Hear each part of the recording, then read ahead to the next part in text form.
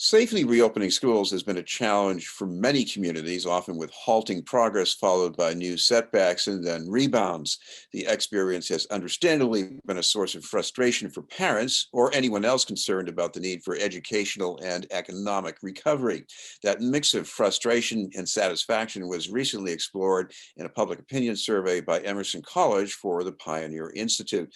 To tell us about the findings is our guest from the Institute, Senior Fellow Charlie Chieppo. Thank you very much for being with us, Charlie. Thanks for having me, Chris. Charlie, I guess one of the main reasons you did the survey is to find out, especially how parents feel, but of all the feelings reflected here, what did you give the most attention to?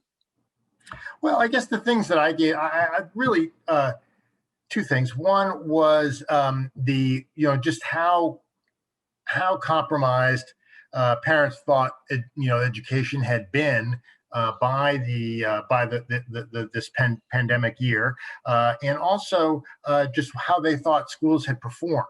And so, look, they are feeling that their children's education has been pretty compromised. 21, we asked them on a scale of 1 to 10, 1 being not very compromised, 10 being very, and the plurality, 21% gave it a 10, and a majority gave it 7 and above. So it was, pretty.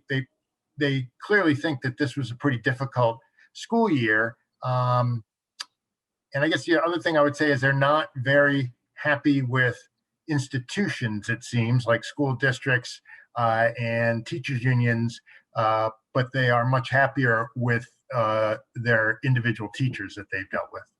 Why do you think that was the case?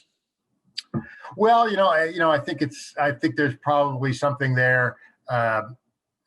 Kind of like the way we all have terrible things say about Congress, but we all love our own congressperson. I think it's because it's probably easier to have a bad impression of an entity that doesn't have a face, whereas when you're dealing on a fairly regular basis with the teacher or teachers of your children, what they're going through, how they're trying to work. And I think people generally are more sympathetic toward those individuals. Well, when people in the survey graded the performance of the schools, the response was mainly between A at the best and C. And beyond that, though, there were some differences. Where did you see people sort of, gravitate the most, either toward A or something lower than C? Yeah, it was very interesting. Well, first of all, the plurality of respondents, and this question was asked everybody, not just parents, and the plurality of respondents did give the schools a C. So they were clearly not overwhelmingly happy. Interestingly, parents were a little bit happier, not dramatically, but a little bit happier than people on the whole, but there were definite differences. There were political differences. Republicans and independents were more likely to not be happy with schools than Democrats were. There were also some very interesting racial differences. For example, African Americans were more likely to give the schools an F, but interestingly, they were also more likely to give the schools an A. So, a lot of things, a lot of responses there that you just sort of have to kind of try to put together and figure out. Now, I noticed that Asian response was more likely to give them an A, and I see these indicators around the country about Asian families actually preferring remote education, either because of family issues or even because of the toxic racial climate. Do you think there might be a connection to that too? I would think, we don't have any specific data about that, but I certainly would not be surprised about that, given the environment that we're in right now. What about the unions here? Because that's another, it's not just the school districts, the attitude toward teacher unions. What did you find in the survey? Yeah, there was a couple of interesting things there. One, generally, we asked a general question saying, were teachers unions acting in the best interest of children?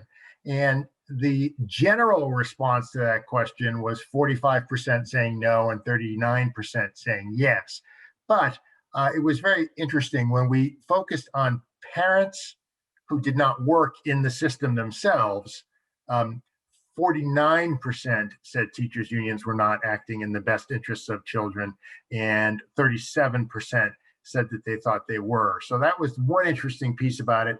The other interesting piece about it was we asked another one of those 1 to 10 questions.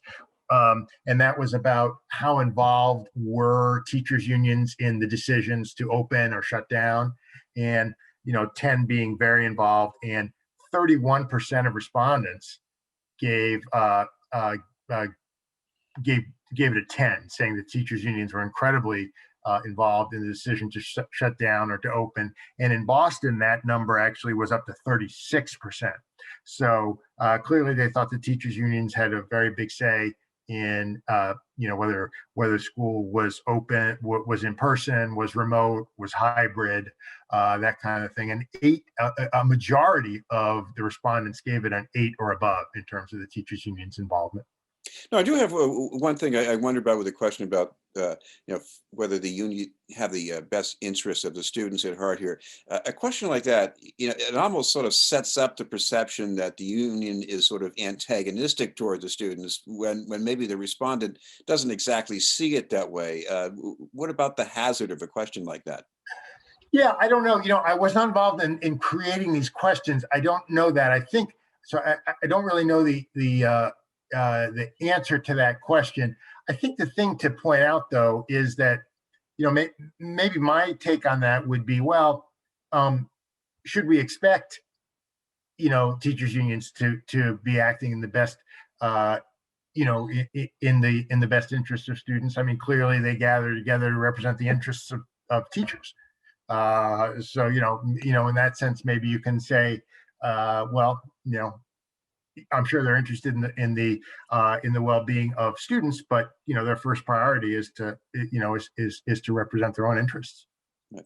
Of course, this survey takes place amid a time when we're comparing about how the pandemic is being handled by different kinds of schools. Does this have any kind of timeliness? If people say, well, this is what districts do, but what about charter schools? Does this sort of feed into that context in any way?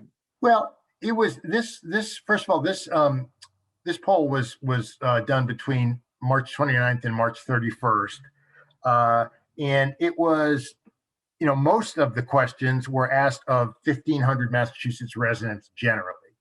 A subsection of that, probably a little bit less than half, was asked of parents. And I'm sure the majority of those parents were parents of public school children, but it was not just public school children.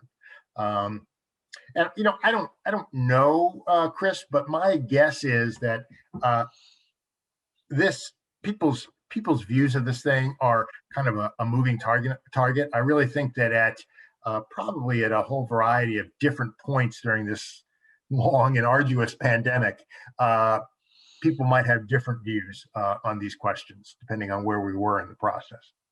There was one view expressed in the survey that surprised me, and that was that the level of satisfaction among parents of special ed students. I thought they were going to say that things were more negative, but why do you think they expressed as much satisfaction as they did in this survey? Well, look, I don't like to, I don't like to sort of personalize these things, but I can tell you that I have a child who gets special aid services in public school, and I really felt that during the pandemic, the outreach and the communication from those special educators was really outstanding. And perhaps this tells us, I hope, that there are a whole lot of other parents who maybe had the same experience that I did. But if there's something here from this survey that people didn't see so clearly before, but what you think is important, what would you describe? Well, look, I think that again, I think that it's important to note just how highly people thought of individual teachers. About half said they were very or somewhat satisfied with their children's teacher or teachers, and only about 29% said they weren't. And so, that tells me, that doesn't come out of the blue. That tells me that those teachers have really been communicating with parents. And I think that it tells us that that is a very important ingredient here. What about school districts? Do you think that there's a sort of a wake-up call for them about things that they should do differently, or maybe even frame differently? Yeah, I mean, look, Chris, I'm going to be very honest and say that the answer to that question is going to be tinged by my opinion, right? I mean, in my opinion, is that it takes a whole lot to get teachers unions to change the way I'm sorry, school districts to change the way they do things, because you know I feel like, for the most part, they feel like they have a pretty captive audience. I think that short of real action on the part of parents, um, it's going to take a lot. You got a real bureaucracy there, particularly in larger districts, where things are done the way they're done, and kind of changing even small things can take really a tremendous effort.